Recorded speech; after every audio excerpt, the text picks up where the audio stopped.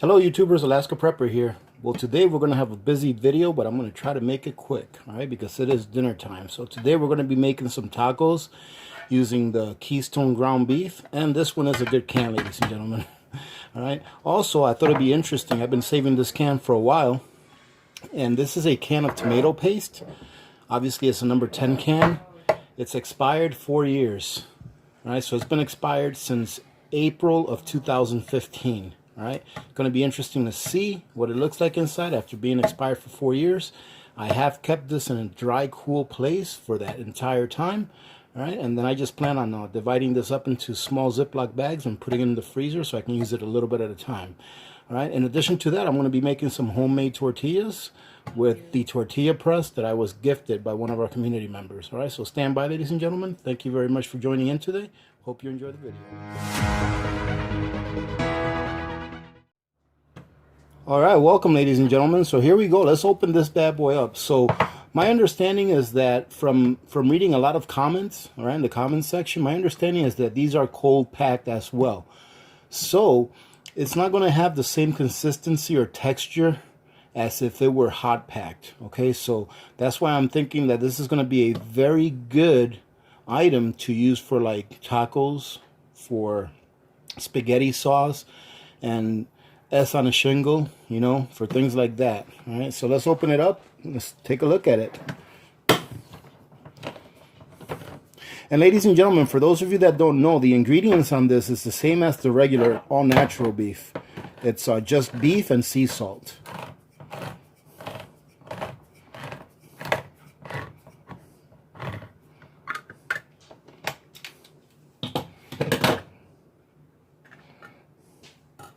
Well, look at that. It doesn't look bad at all. That actually looks pretty good. Let me smell it. Oh, it smells really good.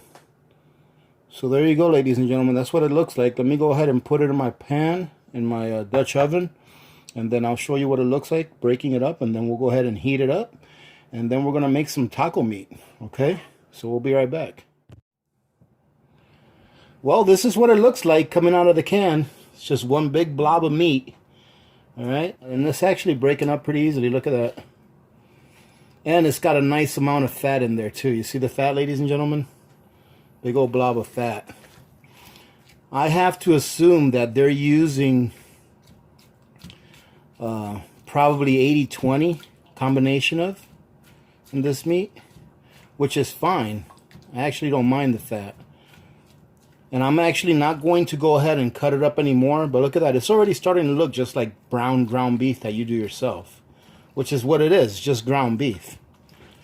So what I'm going to do, ladies and gentlemen, is I'm going to heat this up. And while this is heating up, I'm going to open up that can of tomato paste that expired back in 15.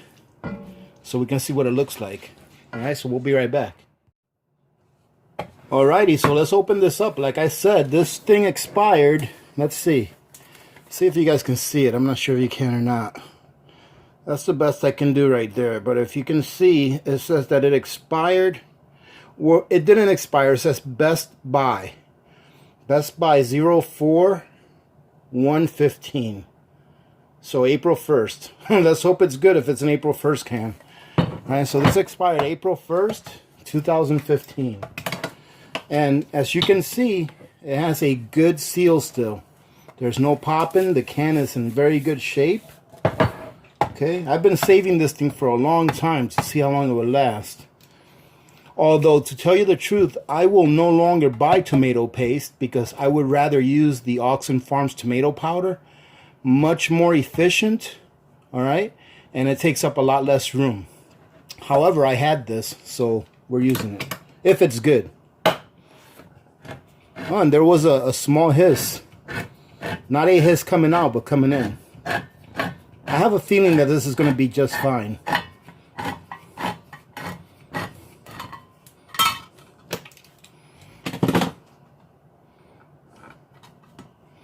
And look at that, ladies and gentlemen. This looks just fine. This is 4 years expired. And it smells just like it's supposed to smell. Yep. It smells just like it's supposed to smell. Doesn't look bad at all. All right, so we're gonna go ahead and use some of this for our meat. All right, so we'll be right back here in a second. I'm gonna go ahead and show you what I put in my taco meat. Obviously, you can put whatever you want, but since I'm already cooking it, I might as well show you. It's very simple. Here's our meat. It's getting, it came to a little bit of a boil. And as you can see, ladies and gentlemen, that comes with a pretty good amount of water in it, all right? But as you know, when you get meat from the store, it's got water in it as well, okay? So you're pretty much getting the same thing here that you get at the store. It's just cooked in a can. All right? And let me see how it smells after it's been cooking for a little bit. And it smells just like, it smells just like ground beef with nothing in it, all right? So, I mean, you're getting exactly what you're shown in the picture and in the ingredients. I'm going to put a little bit of onion, dehydrated onions. I would say it's probably about a full tablespoon. Of course, we have to put in a little bit of adobo. I would say probably a teaspoon. Just a little bit of black pepper. Okay, I would say probably about a half a teaspoon. Not too much.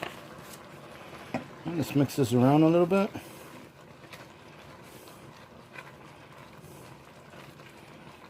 Okay. I'm going to put in a little bit of McCormick taco seasoning. I would say probably a full teaspoon of it. Actually, let me go ahead and... I mean, not teaspoon, about a full tablespoon. Or two. If it needs more, we'll go ahead and put some more in it. I just want to make sure that it's pretty well seasoned. Okay. And lastly, we're going to go ahead and put some of that tomato paste in it. Don't ask me how much tomato paste. I'm just eyeing it. And let's look at that. That tomato paste looks exactly like it's supposed to look. I'm pretty impressed actually with that. I'm going to put probably the equivalent of about 3 to 4 tablespoons in there. Let's go ahead and grab this off of here.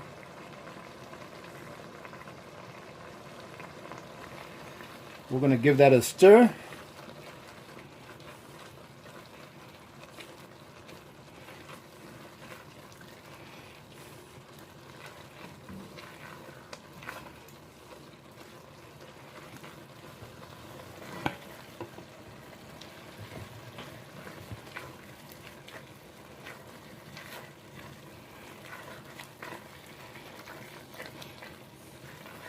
All right, now that we've given it a pretty good stir, we're just going to go ahead and put it on the lowest setting. I'm going to let it sit there for a few minutes while I'm showing you guys how I make my tortillas.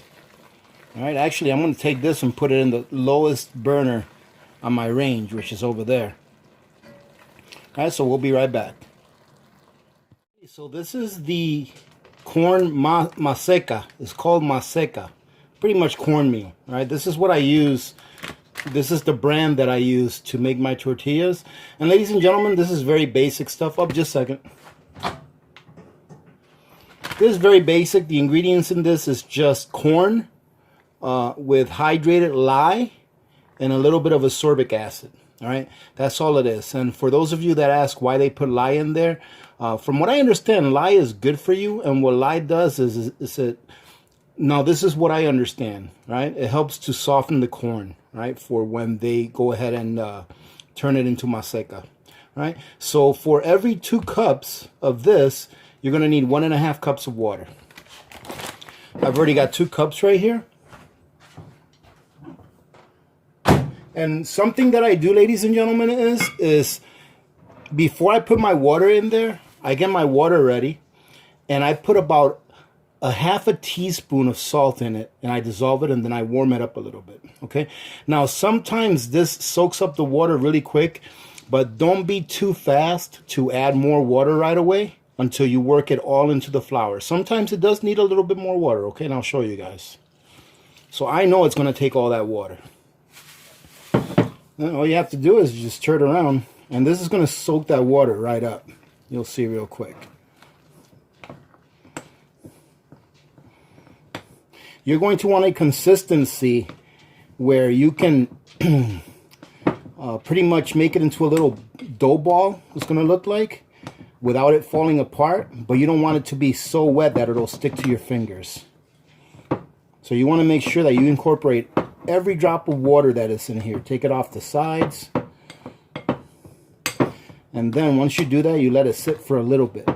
Like this right here, to me, it looks like it can probably use about another ounce of water or so. Okay, so I'm going to go ahead and put about another ounce of water in here. Let's see. Actually, it doesn't. This is perfect. You see that?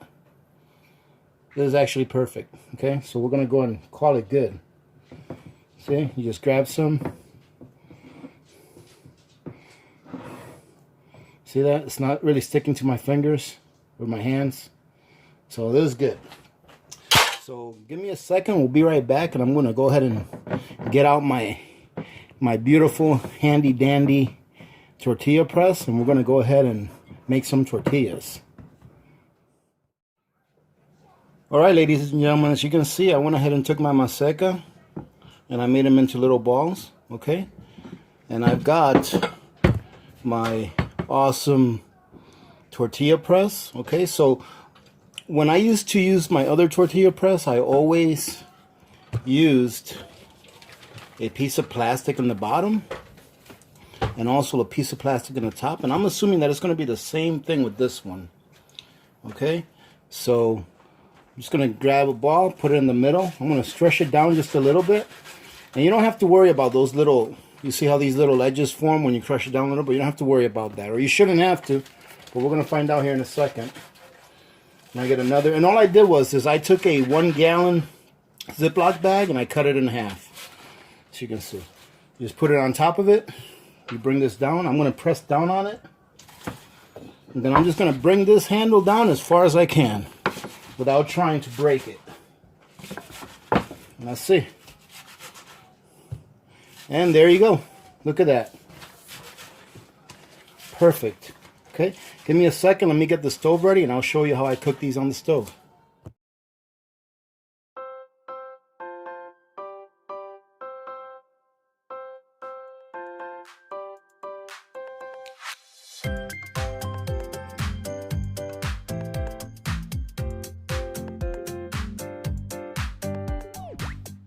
Now we've got our pan ready. It's nice and hot. We just peel the top part of the plastic off, and this will come right off. See that? All you do is you just cook it on each side for a few minutes. Probably have to turn it around a couple of times. All right. At first, it's gonna look like it might start burning, but it won't. It's just all the water evaporating from the tortilla. All right. So just let it sit there for a minute or so. Turn it around. Probably have to turn it around a couple of times so that you can get a nice little brown sear on each side. But you really don't even have to get it brown. Right? And for those of you that may be thinking that, let me see, those 2 cups of flour or of maseca made 1, 2, 3, 4, 5, 6, 7, 8, 9, 10, made 11 of them. Well, ladies and gentlemen, that may not sound like a lot. You know, like if you're going to be eating 2 or 3 of these for dinner, this is extremely filling. So just 2 of these, you know, filled with meat and vegetables and stuff, will really fill you up, because I think that this here really expands a lot in your stomach. So this is very filling. So let's see. You see that? That right there is still not really cooked. I put a little bit of oil every time that I do a new one to make sure that there's enough oil in there to keep the tortilla cooking pretty good, I guess, you know, if you want water, for lack of a better term. But the oil is going to allow it to get a nice little brown sear on each side. So I'm going to go ahead and speed this up so you guys can see me get this one done, and then I'm going to do the rest of them and then come back.